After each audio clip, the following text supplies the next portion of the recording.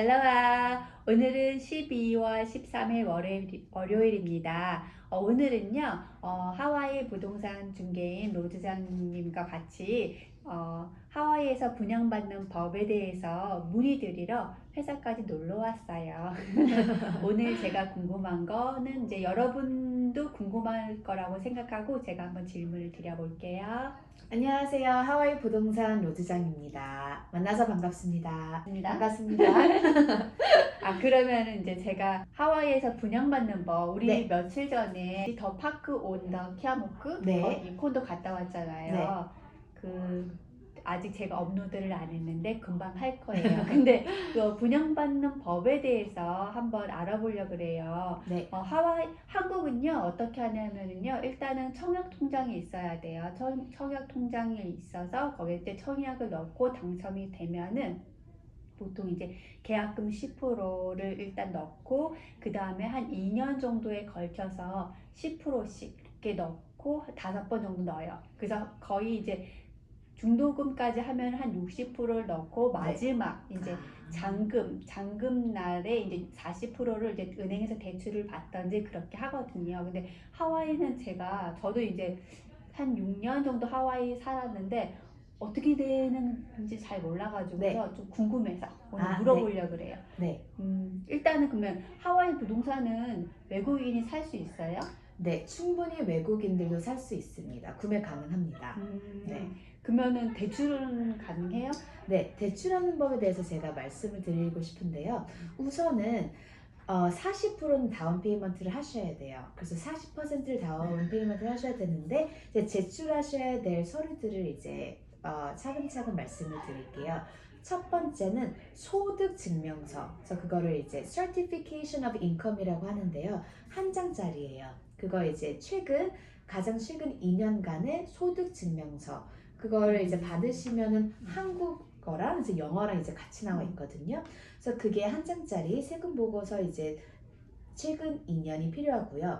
두 번째로 필요한 거는 뱅크 스테이트먼트예요.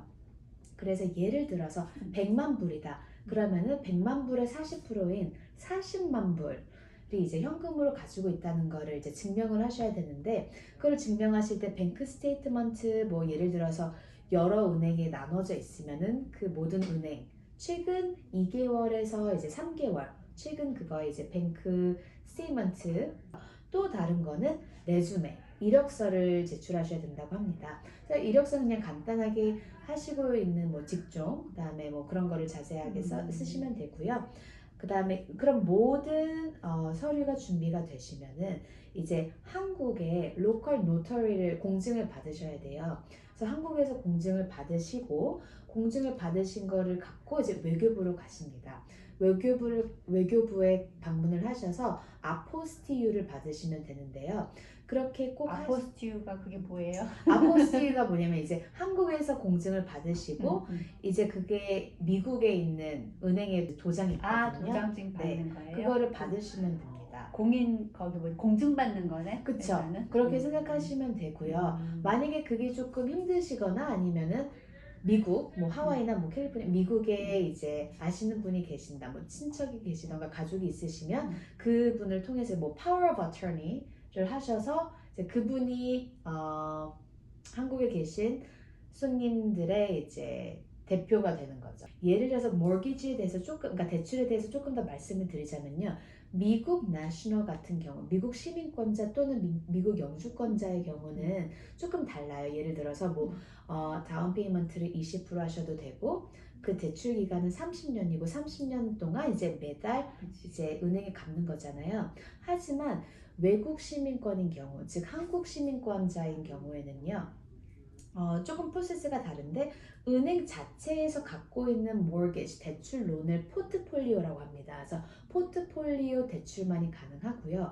그거에 대해서 설명을 드리자면은 대출 만기는 5년에서 7년 사이예요. 하지만 매달 내시는 금액은 그 총 받으시는 론의 이제 30년을 이제 나눠서 매달 내는 거고요. 5년에서 7년이 끝나면은 모두 나머지 금액을 모두 다 갚으시거나 아니면 이제 재융자, 그래서 영어로는 refinance라고 하거든요. 그 둘 중에 하나를 이제 초이스를 하셔서 하시면 됩니다.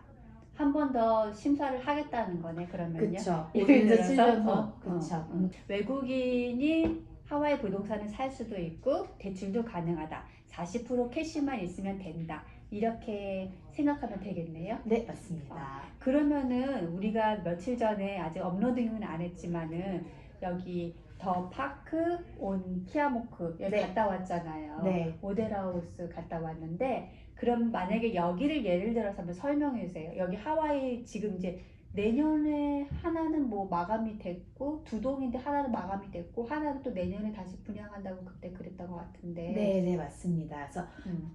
팝콘 케아모크는요, 케아모크 즉 알라모아나 미드타운이라고 하거든요. 그래서 그 지역에 이제 생길 콘도인데 지금 언니께서 말씀하신 대로 이제 두 동이 있습니다. 리오나라는 동이 있고요, 라이크로프트라는 동이 있습니다. 네.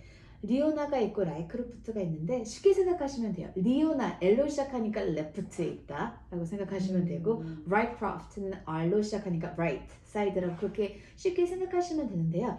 이 거리를 키아모쿠라고 합니다. 키아모쿠에는 월마트가 있고요. 샘스 클럽이 있고 근처에 아주 가까운 알라모나 쇼핑센터가 있고요. 내년 초부터 라이크로프트 동의 분양이 시작된다고 합니다. 내년 초 2, 3월이라고 생각이 드는데요. 그냥 예를 들어 이제 100만 불을 기준으로 할게요. 그래서 분양을 하실 때는 5%, 5%, 10%, 총 20%를 내셔야 되는데요. 그 5%, 5%, 10% 이제 날짜를 말씀을 드리자면 예를 들어 12월 1일 기준으로 해볼게요. 12월 1일 기준으로 했을 때 원하시는 유닛을 딱 고르신 다음에 그 금액이 100만 불이다. 그럼 그거의 5%를 먼저 내십니다. 그럼 100만 불의 5%면은 5만 불이 되는 거고요. 그럼 5만 불을 내시고 5만 불 내신 후 12월 1일에 5만 불을 내셨다고 하면요. 그 후 30일 후 그러면 1월 1일이라고 그냥 계산을 할게요. 1월 1일에 또 다른 5%를 내십니다. 또 다른 5%라고 하면 이제 5만 불을 또 내시는 건데 여기서 주의하실 점이 뭐냐면 처음에 12월 1일에 내시고 1월 1일에 내실 그 30일간은 취소 가능합니다. 즉 그 30일 안에 하셔야 될 게 뭐냐면요. 그 30일 안에는 대출을 완료를 받으셔야 됩니다. 그래서 그 30일 안에 만약에 대출이 불가능하면은 바로 캔슬을 하셔야지 그 처음에 제출하신 5만 불을 받으실 수가 있고요. 그 5만 불을 어떻게 제출을 하시냐? 5만 불은 뭐 그냥 체크를 쓰셔도 되고요. 아니면은 캐시 오더 수표증이라고 하는 한국말로. 네, 수표로 그쵸. 이제 쓰셔도 되고 아니면은 그 에스크로 오피스에 와이어로 보내도 된다고 합니다. 와이어? 은행 송금. 은행 송금? 네, 송금을 계좌 송금 뭐 네, 이런 계좌 거야? 송금을 에스크로 오피스로 이제 바로 하셔도 되고요. 그래서 그렇게 5만 불 12월 1일 날 하고 1월 1일 날 5만 불을 하고요. 그 다음에 4개월 후, 즉 12월 1일로부터 120일 후, 4개월 후인 4월 1일, 4월 1일. 네, 그때 이제 잔여금 4월 10%, 1일 날 10%. 10%를 이제 제출하시면 되는데 그 10%는요, 10%하면 이제 10만 불이 되겠죠? 그치. 10만 불이 되고 그 처음 30일이 지난 후에는 이제 해약이 안 됩니다. 그치. 아까 30일 안에 네. 환불할 사람은 하고. 했어. 네. 그치. 그래서 그 30일 안에 이제 대출 받으셔야 되는 분들은 이제 대출까지 다 받으셔서 pre-qualification letter라고 하거든요. 그래서 pre-qualification letter를 그 30일 후 1월 1일 날 다른 5% 5만 불을 제출 시에 이제 pre-qualification letter 그거를 합격증이네, 합격증. 네, 합격증이죠. 분양 합격증. 대출을 받았다는 그 분양에 대한 합격증을 같이 이제 한 장짜리거든요. 그거랑 같이 이제 제출하시면 되고요. 나머지 80% 그러면 나머지 80% 100만 불의 80%인 80만 불 같은 경우에는요. 클로징 이제 잔금일 네, 잔금일 날. 잔금일은 거의 어떻게 되냐? 건물이 완공되고 나서 이제 키를 받기 뭐 한 달 전이 될 수도 있고요. 그거는 이제 건설 디벨로퍼마다 좀 다릅니다. 또 레터 오겠지 뭐. 네, 그쵸. 이만큼 언제까지 내라 80%를 그렇게 이제 노티스가 올 겁니다. 그때 이제 외국인은 아까 40%까지만 대출되니까 60%는 본인이 캐시를 준비하는 거고 이제는 뭐 영주권이나 시민권은 이제 20% 요것만 내면 땡이네. 나머지는 다 대출로 돌릴 그쵸. 수 있는 거네요. 나머지 다 대출로 돌릴 수 있고요. 이제 음. 한국 그 시민권자인 경우에는 20%그 현금이 있었고 또 다른 20% 현금 그것만 내면 네, 되는 거죠. 그거가 이제 필요하고 나머지 60%의 경우에는 이제 대출을 받으실 수 있다는 거. 그런 거네. 네. 근데 그러면 이제 외국인도 되고 대출도 되고 분양도 다 받았다. 그 받아서 샀어요. 이제 내 거가 됐잖아요. 네. 그러면은 이거에 대해서 세금이라던가 100만 불이라고 했을 때 100만 불 아래면요. 어떻게 계산을 하시면 되냐면 35센트예요. 즉 1000불당 35센트입니다. 그러면 곱하기 0.0035구나. 100만 0035. 불이면은 3,500불이면은 한국만큼 하나? 그걸 모르겠어요. 한국도 싸. 그러면 1년에 1년 2번. 1년에 2번. 한꺼번에 그래서 내셔도 되고요. 한꺼번에 내도 되고 한꺼번에 내는 걸 추천하시는 게 왜냐면 가끔 까먹으시는 경우가 있으세요. 나도 한 방에 내기 응. 귀찮아서. 네, 한 방에 내시면 되고요. 귀찮아서. 그래서 그렇게 계산을 하시면 되는데 재산세를 말씀해 주셨잖아요. 네. 그러면은 저기 뭐지?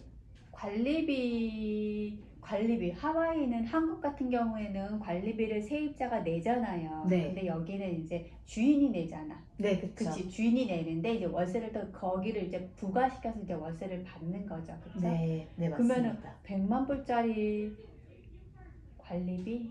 관리비는 이제 100만 불이면 이제 그거는 금액별로 생각을 하시는 것보다는요. 건물이 언제 완공됐는지 건물이 예를 들어서 되게 좀 올드하거나 한 경우에는 당연히 HOA가 더 높을 수밖에 없는 게 그래야지 HOA를 더 모아놓고 나중에 뭐 엘리베이터가 고장이 났다던가 아니면 로비를 새로 수리를 한다던가 할 때 그 미리 낸 HOA를 가지고 쓰는 거기 때문에요.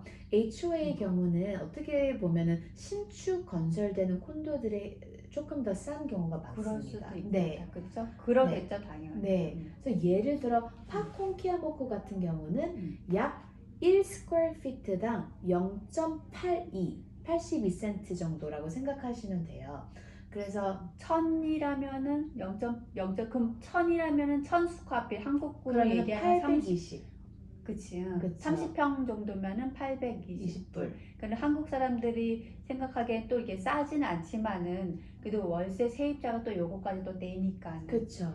그리고 또 여기서 생각하실 게 이런 팝콘키아모코 같은 경우는요. 스위밍풀, 짐, 그치. 카바나 이런 게 다 있거든요. 미팅룸도 있고요. 어메니티가 많은데도 불구하고 820불이면은 싼 거지. 그렇죠. 그래서 그거를 따지실 때는 HOA를 따지실 때는 뭐를 포함하시는지를 잘 보셔야 돼요. 예를 들어서 어느 건물은 인터넷, 물, 하수가 포함되는 게 있고요. 어떤 건물은 이제 그냥 인터넷이랑 물만 포함되는 경우도 있고요. 어떤 건물은 케이블이 포함이 안 돼서 따로 내셔야 될 수도 있고요. 그래서 그런 거를 다 고려하시면 될 것 같습니다. 그러면은 다 샀다. 또 샀다. 샀는데 사면 뭐해? 인베스트 하면 뭐해? 네. 돈이 들어와야지. 네. 관리도 해주나요? 저는 그러니까 관리하시는 분들은 이제 따로 그런 업체 관리하는 회사들이 많습니다. 그래서 거기에 이제 문의하셔서 이제 관리를 본인이 연결해 주시는 거네. 뭐 제가 이제 소개는 해드릴 수도 있고요. 근데 저는 주된 거는 이제 저는 사시고 파시는 거를 도와드리는 거고요. 그것만을 관리하는 property management 회사들이 또 따로 있습니다. 그래서 그건 제가 그런 리스트가 있으니까 쉐어해드리겠습니다. 하와이는 별개더라고요. 그렇죠? 네, 그걸 같이 하는 회사도 있는데 저는 지금 그냥 판매, 네, 사고 파는 것을 도와드리고 있습니다. 그렇구나. 네, 그러니까 그쵸? 월세 수익률은 좀 어떻게 돼요? 하와이는요? 월세 수익률은요. 2%가 조금 넘다 하면 정말 좋은 건데 그거를 계산하는 방법 2%에서 3% 조금 넘다. 왜냐하면 그게 콘도 같은 경우는 그러니까 콘도텔이 아니라 콘도 같은 경우 그냥 주거 콘도 같은 경우를 계산하는 방법을 말씀드리면요. 우선 예를 들어서 뭐 100만 불이다. 예를 들어서 100만 불짜리의 콘도를 구매하셨다고 해요. 그러면 렌트가 있죠. 예를 들어 얼마라고 할까요? 예를 들어서 지금 2%라고 하셨잖아요. 나 좀 깜짝 놀랐는데 그러니까 2% 후반대면은 잘 좋은 거죠. 3%까지 갈 수도 있어요. 안 갈 수도 있겠다. 안 갈 수도 있고. 만약에 3%라고 치면은 100만 불이면은 3,000불이잖아. 네. 3,000불인데 그러니까 이건 좀 3%더 넘을 수도 있겠다. 1년으로 봐야 되니까. 근데 네. 3%라고 쳐보면 3,000불이란 말이지. 네. 플러스 관리비를 월세 세입자에 전가를 시킨단 말이야. 그럼 적어도 3,800불은 받아야 되거든요. 네, 그쵸. 음. 그리고 거기에서 이제 혹시 공실이 나올 수 있죠. 그리고 공실도 계산을 하셔야 되고요. 그래서 그거는 제가 수익률이 월 수익률이 딱 2몇 프로, 2.8%다 이렇게 말씀을 못 드리는 게 뭐냐면은 그거를 언제 사셨는지에 따라서도 다르죠. 그러니까 예를 들어서 지금 나와 있는 뭐 콘도 중에서 100만 불짜리인데 그거를 니고시에이션을 잘 하시면 또 뭐 조금 더 낮게 사실 수도 있잖아요. 95만 불에 사실 수도 있고. 그치, 그치. 그거는 그것도 다르고요. 또 다른 건 뭐냐면은 이제 그때 마켓 시장 그 트렌드에 따라도 달라요. 만약에 렌트를 놓으셨을 그 시기가 서플라이가 너무 많다.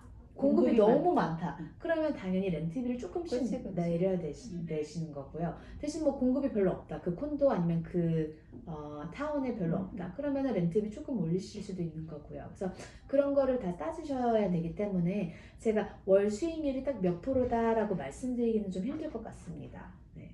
그러면 그래도 보통은 2%는 된다. 2%는 못해도 된다. 2%는 돼야 내 주머니 되죠. 들어와야지. 그렇죠. 2%는. 그래야죠. 그래야죠. 호텔이 나을 수도 있을까요? 호텔이 나올 수도 있을 것 같아요.